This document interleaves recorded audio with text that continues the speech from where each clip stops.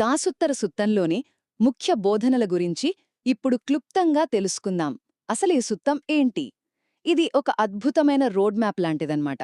విముక్తి మార్గాన్ని ఇది 10 భాగాలుగా విడగొట్టి, ఒక భిక్షువు ప్రయాణం పునాదుల నుండి జ్ఞానోదయం వరకు ఎలా సాగాలో మనకు చాలా స్పష్టంగా చూపిస్తుంది. మరి ఆ ప్రయాణాన్ని ఎలా మొదలుపెట్టాలి?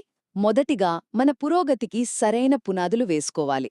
అంటే సాధనకు అనుకూలమైన చోట ఉండటం, మంచి స్నేహితులతో కలవడం, సరైన లక్ష్యాలు పెట్టుకోవడం, ఇంకా మనం గతంలో చేసిన మంచి పనులు ఇవన్నీ మన ప్రయాణానికి పునాదిలాంటివి.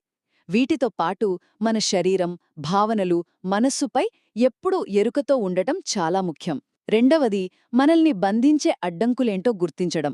ఇక్కడొక ఆసక్తికరమైన విషయముంది.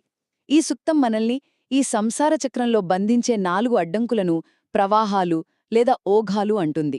అవి ఏంటంటే ఇంద్రియ సుఖాల కోసం ఆరాటపడటం, భవబంధాలు, తప్పుడు అభిప్రాయాలు, ఇంకా అజ్ఞానం.